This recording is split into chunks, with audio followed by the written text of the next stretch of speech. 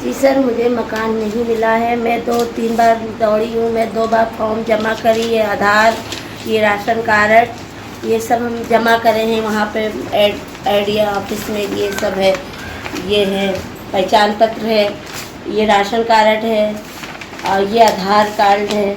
ये सब मैंने जमा किया और कह रहे हैं कि पैसे किसका है उसका जमा मिलेगा मकान, और जिसका पैसे नहीं जमा है उसको मकान नहीं मिलेगा। अब बताइए सर, हम 1000 रुपया में ले के भी खड़ी थी तो भी लोग ने नहीं लिया, फॉर्म ले लिया मगर पैसे नहीं लिया। अब कल क्या बोल रहे कि किसका पैसे जमा है उसको मिलेगा। अब बताइए, हम गरीब आदमी गरीब हैं, हम 2 घर काम करते हैं और हमको कहाँ से हम किस्त दे पाएंगे, कहाँ से। एक लड़का हमारा साथ है और कोई नहीं मेरे।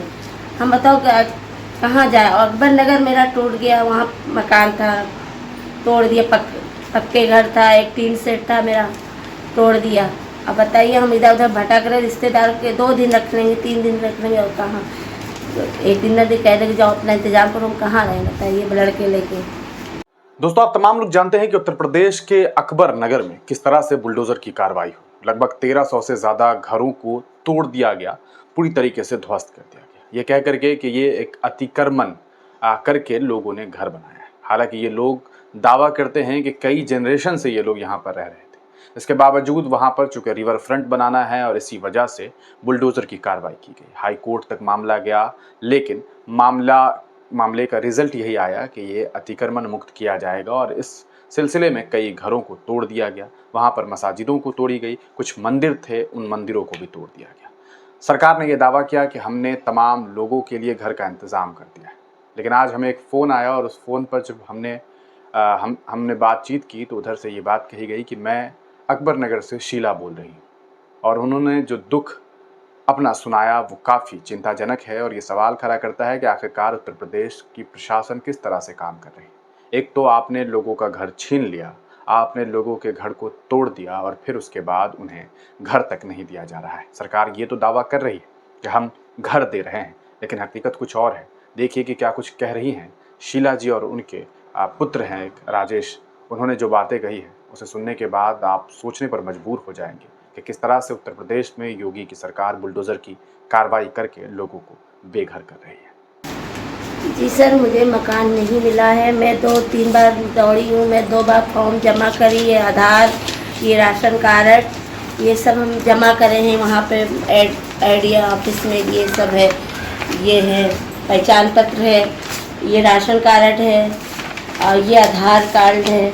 ये सब मैंने जमा किया और कह रहे हैं कि पैसे किसका है उसका जमा मिलेगा मकान, और जिसका पैसे नहीं जमा है उसको मकान नहीं मिलेगा। अब बताइए सर, हम 1000 रुपया में ले के भी खड़ी थी तो भी लोग ने नहीं लिया, फॉर्म ले लिया मगर पैसे नहीं लिया। अब कल क्या बोल रहे कि किसका पैसे जमा है उसको मिलेगा।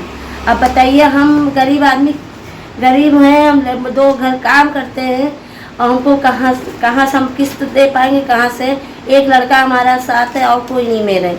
हम बताओ कहाँ जाए। और अकबर नगर मेरा टूट गया, वहाँ मकान था तोड़ दिया, पक्के घर था, एक टीन सेट था मेरा, तोड़ दिया।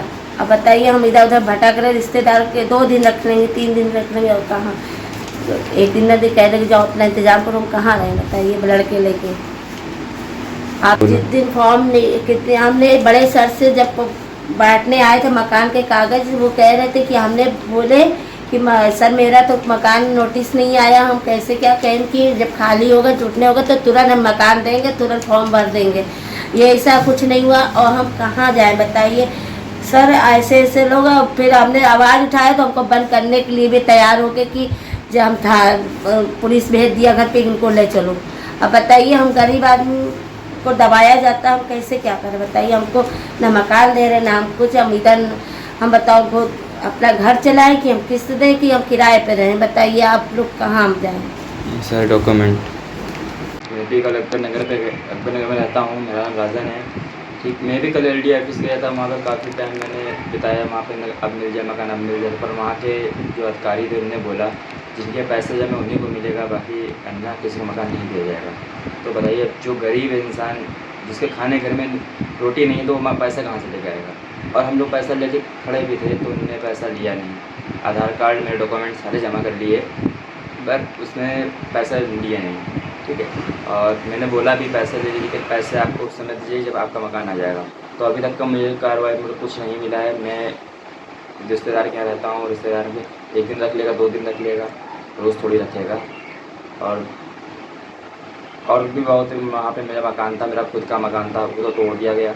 आप बताइए, 4 चक्कर लगा रहा है, अभी उनकी गरज थी तो बुला रहे थे मकान भर लो, मकान भर लो। अब हमने मकान भरा, अब हम लोग को दौड़ा रहे हैं। आज हम लोग का ये 15 से 20 दिन हो रहा है दौड़ रहे हैं, और बहुत काफ़ी तबीयत भी ख़राब हो गई थी। तो इस वजह से हमको मकान नहीं मिला है। और मकान अगर नहीं दिया, कोई सुविधा नहीं मुझे रहने की।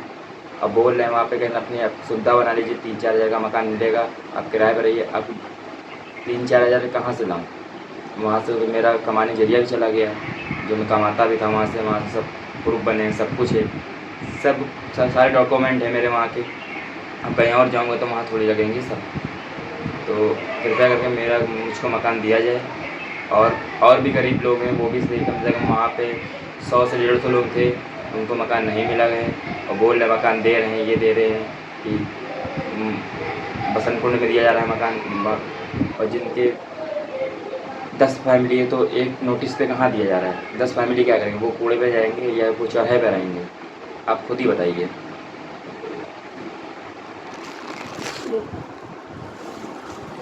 तो दोस्तों देखा आपने इस वीडियो को देखने के बाद इस बात का अंदाज़ा हो गया होगा कि किस तरह से एक तो लोगों का घर उजाड़ा जा रहा है, उसके बाद उनसे पैसे मांगे जा रहे हैं, और अगर कोई पैसा लेके पहुंच भी रहा है तब भी उन्हें घर नहीं दिया जा रहा है। ये कार्रवाई आप समझ सकते हैं कि किस तरह की कार्रवाई हुई है। आप लोगों को ये लगता होगा कि सिर्फ मुसलमानों के ऊपर जुल्म सितम हो रहा है, लेकिन मुसलमानों के साथ अगर मैक्सिमम हो रहा है, अगर खूब सारे मुसलमानों का घर तोड़ा जा रहा है, तो वहीं पर कुछ लोग ऐसे भी हैं जो हिंदू धर्म से आते हैं, हिंदू समुदाय से आते हैं, उनका भी घर तोड़ा जा रहा है और उनके साथ भी इंसाफ नहीं हो रहा है।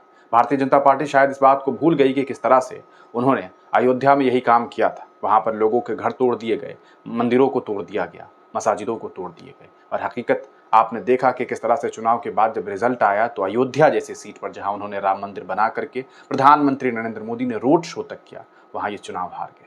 अब इस पूरे प्रकरण पर आखिरकार वहां की प्रशासन क्या कर रही है, ये एक सवाल या निशान है। पुलिस प्रशासन को चाहिए कि ऐसे लोगों की मदद की जाए, जिला प्रशासन जो है वहाँ की, उन्हें चाहिए कि ऐसे लोगों की मदद की जाए। और जिस कार्यालय में भी ये काम हो रहा है, खास करके LDA कार्यालय के बारे में खबर आ रही है, और इन लोगों ने बाज़ाब्ता मुझे कुछ डॉक्यूमेंट साझा किए थे, और वो डॉक्यूमेंट अगर मैं आपको दिखाऊं तो आपको समझ में आ जाएगा कि किस तरह से पूरा का पूरा डॉक्यूमेंट अगर आप देखेंगे तो आपको समझ आएगा कि वहाँ के ये लोग निवासी रहे हैं। आप देखिए, ये उनके पुत्र हैं, और देखिए इन्होंने पूरा जो डॉक्यूमेंट हमें साझा किया, ये लोग अकबर नगर के रहने वाले शीला जी हैं ये, और इनको देखिए कि किस तरह से यहाँ आप एड्रेस में देख सकते हैं कि इनका लिखा हुआ है अकबर नगर में ये लोग रह रहे थे, है ना। और इनका ये वोटर ID कार्ड भी है, जिस वोटर ID कार्ड से इन लोगों ने, ये राशन कार्ड है, तो ये तमाम कागजात, ये तमाम चीज़ें जो है उसी जगह की है, उसी जगह की बनी हुई है। फिर इसके बाद इस तरह की कार्रवाई कैसे हो गई, ये भी एक बड़ा सवाल है। आखिरकार शुरुआती वक्त में जब ये लोग वहाँ बस रहे थे तभी सरकार ने इन लोगों को क्यों नहीं रोका, और अगर ये लोग वहाँ रहने लगे तो फिर सरकार ने कोई दूसरा इंतज़ाम क्यों नहीं किया,